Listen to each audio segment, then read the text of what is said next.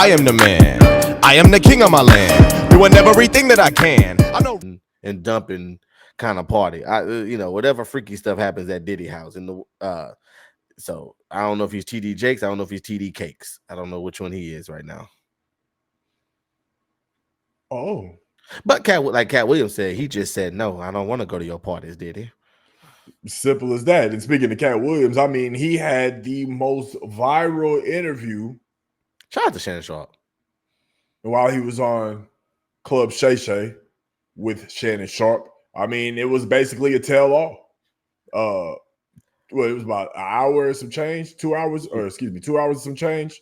It was about 2 hours and 50 minutes, I think. Yeah, 2 hours and 50 minutes of just basically just spilling the beans, basically. I mean, from, the original Kings of Comedy and how Steve Harvey, essentially the entertainer, stole material, to how Ricky Smiley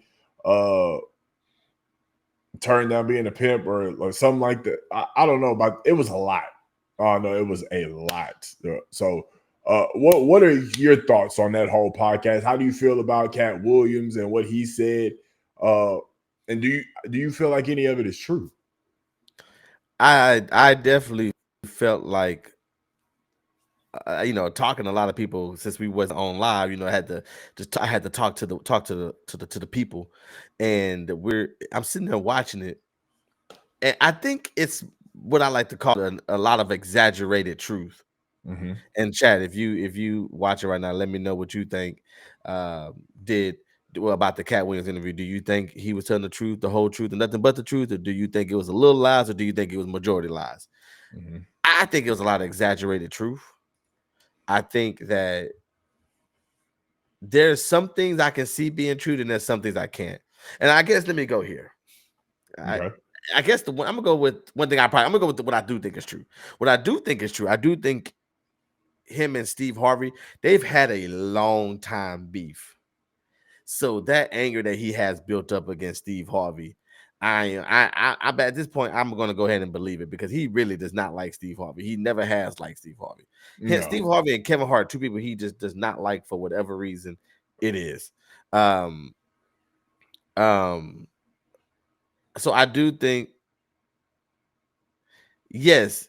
Can we get Jay Horn's comment on the screen? I like what Jay Horn said here. Thank you. I like Jay Horn's message here. It says exact truth. He's a comedian that knows how to tell a story. So yeah, you're right, and that's where I looked at too. He knows how to tell a really good story, because that's all it would sound like. And so I do believe a lot of the Steve Harvey stuff. I think the Ricky Smiley situation, especially after hearing Ricky's side too, is that I think it seemed like that was just a miscommunication. I don't think he had in his contract how Ricky Smiley had to wear a dress in order for him to work with him again. Yeah. Like, we were talking about this at the barbershop. I was like, Katt Williams is not an A-lister. I'm sorry.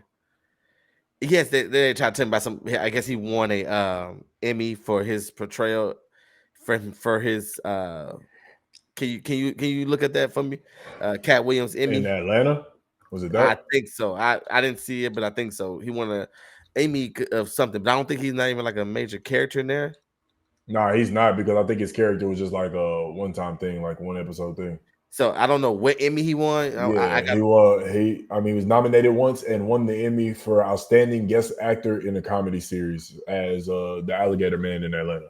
Yeah. Outstanding guest. See, I didn't know what to see. I mean, I'm glad. I wish I'd known that when I was arguing in the barbershop. Mm-hmm. Outstanding guest actor. That's great. I'm not taking nothing from him. That's great. But Katt Williams is not an A-lister. So Katt Williams can't demand what other cast members got to have on for him to be in the project. That makes sense. Right. He said, yeah. So he said, here, I got him. I'll put up this. He said, Mama said, he said the only way Rick is funny is when he's in a dress. And right. But that's his opinion. So true. that could be his opinion, but you can't put that in your contract to say what other people are going to do. Because everybody has their own contract. True. Very true. Katt Williams, I tell people, you cannot give me a movie. Katt Williams is a what award was it? One-time special guest. Outstanding guest actor in a comedy series. Outstanding guest actor. He's outstanding guest in everything he does. Except for his own stand-ups. Correct. Well, yeah, I'm not counting them as movies until Yeah, like when you're give me a Katt Williams lead role. I can't. I mean, it's So basically features. people want to crap on Kevin Hart, but shoot, Kevin Hart at least taking on lead roles. Yeah, that's it. That's all he doing. He ain't signed up. Jumanji, ride along with co-leads, but still, give me a co-lead. Katt Williams is in. He wasn't a co-lead in Friday. Nope. Excuse me, next Friday. He was a guest. Yeah. So I understand Katt Williams is iconic. He's historic, but I think he just gets ahead of himself. Yes, you made particular characters right. But the way he was talking was like he was the star, and that's it. And he's going like, I don't. You lead a movie or something. Yeah, you want to talk about Kevin Hart, but at least he's out there trying. Right.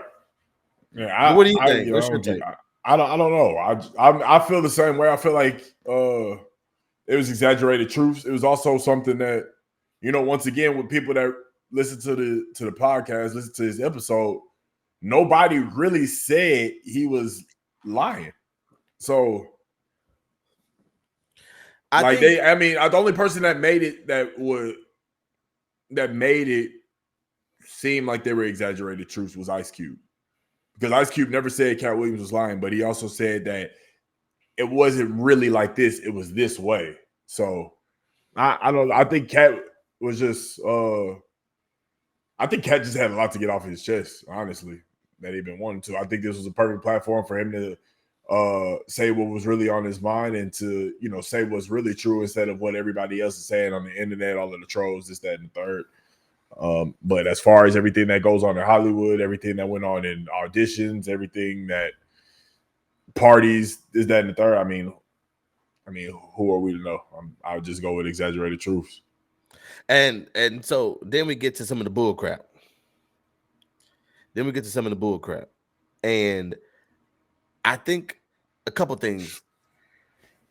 There was two things that I just felt like he went overboard with me. And I want to make sure I premise all this out saying it was a great interview. Absolutely. And he accomplished what he set out to go do.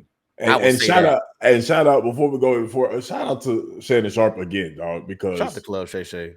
Like, because that was like because think about everything like Cat, like Jay Horn's point, Katt Williams came in on the interview on 10. Like he was already like going crazy before Shannon Sharp could ask the man the question. The first 30 minutes was brutal. 30 minutes was Katt Williams talking, and Shannon Sharp handled it perfectly. Because Katt goes up there and said, especially when you're talking about Ricky Smiley, he said, and yes, I am a Ricky Smiley fan. I am a Ricky Smiley fan. I am a fan of Kevin Hart. I'm a fan of Katt Williams. Like if one day, whenever I can really, really get rolling like I want to, one day I'm going to make a video of my top 10 stand-ups.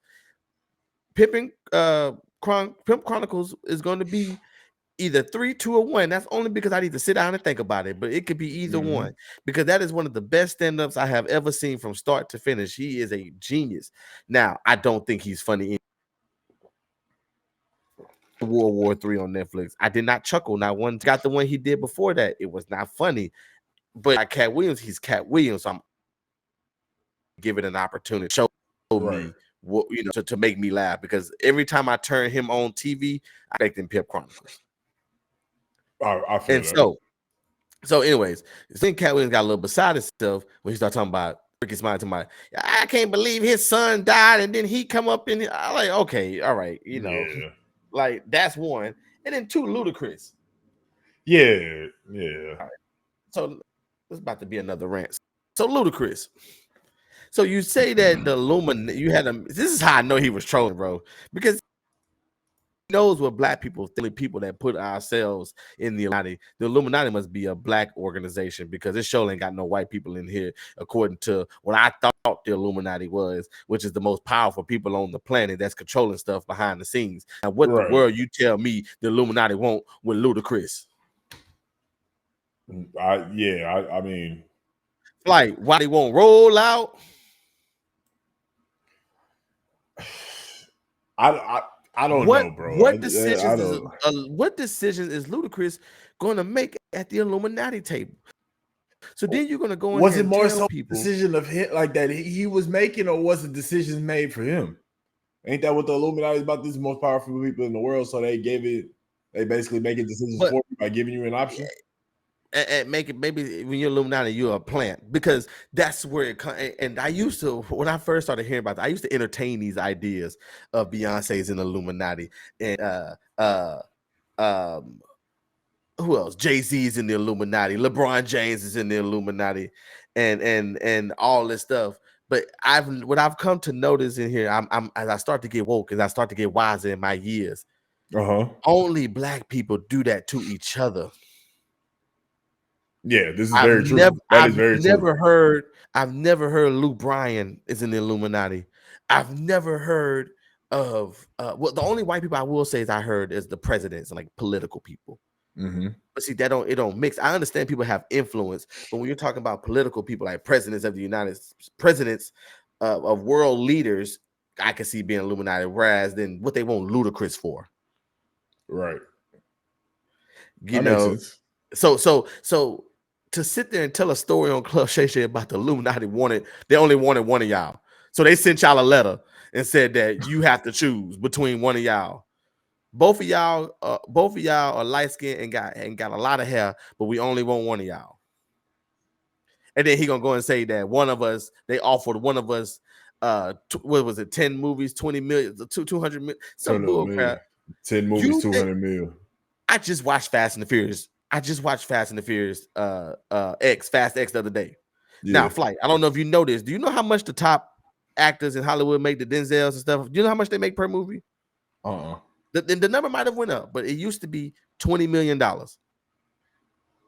That's like, okay, $20 million a movie. You own that Denzel, you own that Leonardo DiCaprio, you own that Meryl Streep type of run. Now, you telling me you've seen Fast and the Furious, right? Yeah.